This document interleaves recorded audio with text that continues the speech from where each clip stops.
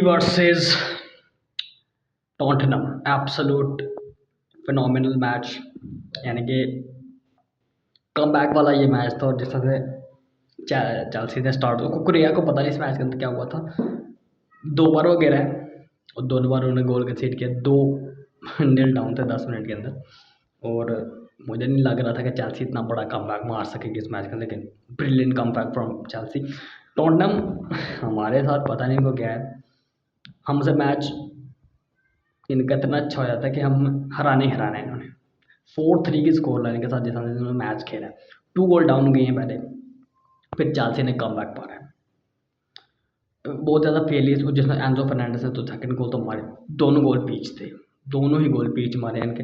जो first goal हुआ from the corner, जैसा से एम्बापे वहाँ से बॉल निकाल के जाता है, एब्सोल्युटली फैंटास्टिक। और सेकंड गोल भी बहुत ही बढ़िया तरीके से मार के उन्होंने इक्वलाइजर वहाँ पे मारी।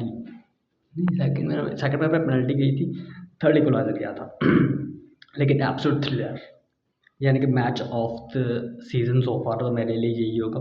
देखो 2 गोल डाउन, अब चली गई है टॉटनहम, तो अब चेल्सी को डेफिनेटली अब मैच में वापस तो आना था। लेकिन पॉजिटिव नहीं उन्होंने की टेक्निक सही नहीं थी। अब आपका डिफेंडर अगर बाहर चला गया तो अब थोड़ा सा मिड ब्लॉक तक रहो। अब चढ़ के अगर खेल रहे हो इतना ज़्यादा, अब चढ़ भी नहीं पा रहे हो, चढ़ भी नहीं पा रहे। 2 गोल जो अब उनको लगे हैं वो बिल्कुल ही अनलकी गोल। दोनों बार कुकुरेया स्लिप हुआ है, ठीक है जी, हम्बल होगा कुकुरेया, और दोनों बार वो दोनों गोल हो गए। अब 2 गोल 10 मिनट के जब आप होगे तो जैसे फर्स्ट और पीच गोल था, बहुत ही तगड़ा गोल मारा उन्होंने।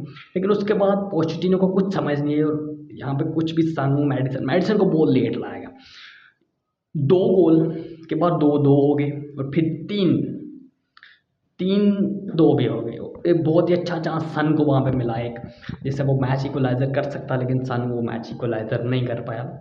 यानी कि उसने बॉल डाली और बॉल एक बंदा उनका ऑफसाइड, और सन ने जिस दिमाग का दिमाग होता है इनका, जापानी मतलब ये साउथ कोरियन है, इन लोगों का दिमाग बहुत ज़्यादा, ये रनिंग के पास रनिंग, और वहाँ से लेकर और बहुत ही रैश एंड मारा वहाँ पे, बहुत ही रैश एंड मारा। कोल पार्मर की अगर मैं बात करूँ तो Cole Palmer is so cold.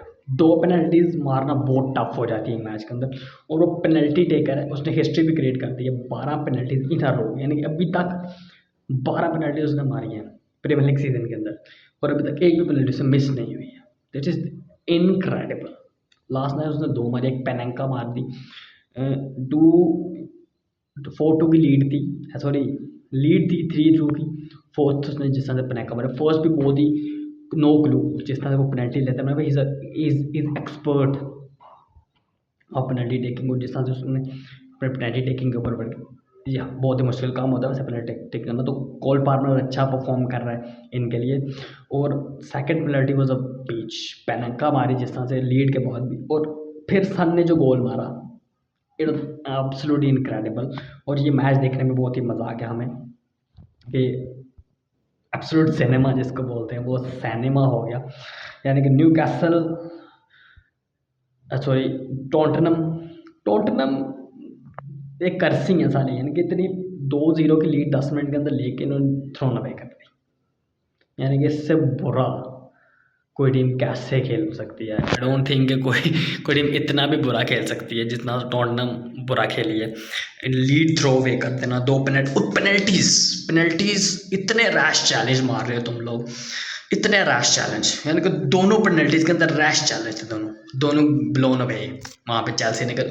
Penalty definitely, penalty taking में तो डेफिनेटली आपको पता है कि ये एक्सपर्ट है, बहुत ही एक्सपर्ट है ये बंदा इनका, जिस तरीके से वो पेनल्टी लेता है ना, एब्सोल्युटली फैंटास्टिक पेनल्टी टेकर है यहाँ पे इनके लिए। और ये एक बहुत ही बड़ा एसेट भी है, क्योंकि पेनल्टी हर बंदा नहीं मारता। हमारे हॉलैंड साहब ने भी पेनल्टी मिस की हुई है, तो it was a great thriller performance from Newcastle की मारे बार मूवमेंट फॉर चेल्सी। और चेल्सी अब रेस के अंदर है। चेल्सी पिछले 3 साल से इतनी टॉप रेस के अंदर नहीं थी आ रही, 2-3 साल से, और 2 साल से तो वो बहुत ही गंदा खेल रहे थे। पिछले साल गंदा खेले थे, और पिछले साल उससे भी गंदा खेले थे। तो अब Chelsea coming in the race में 2015-16 बहुत ही अर्सा पहले जीती हुई। इनका भी 6-7 साल हो गए लीग नहीं इन्होंने जीती, 3 साल से 4 साल से हमने अभी तक छोड़ी लीग। तो लेट्स सी अब चेल्सी किस तरह से ग्रो करती है इस लीग के अंदर, और चेल्सी का अपना क्या पॉइंट ऑफ व्यू नज़र आता है हमें, और चेल्सी अब किस नए नैरेटिव के साथ फुटबॉल खेलती है। और दिस इज़ गुड कि चेल्सी एक लो टेबल टीम बन चुकी थी, लेकिन अब चेल्सी ने जिस तरह से कम बैक मारा इस season, second in the table है और अप है हमसे।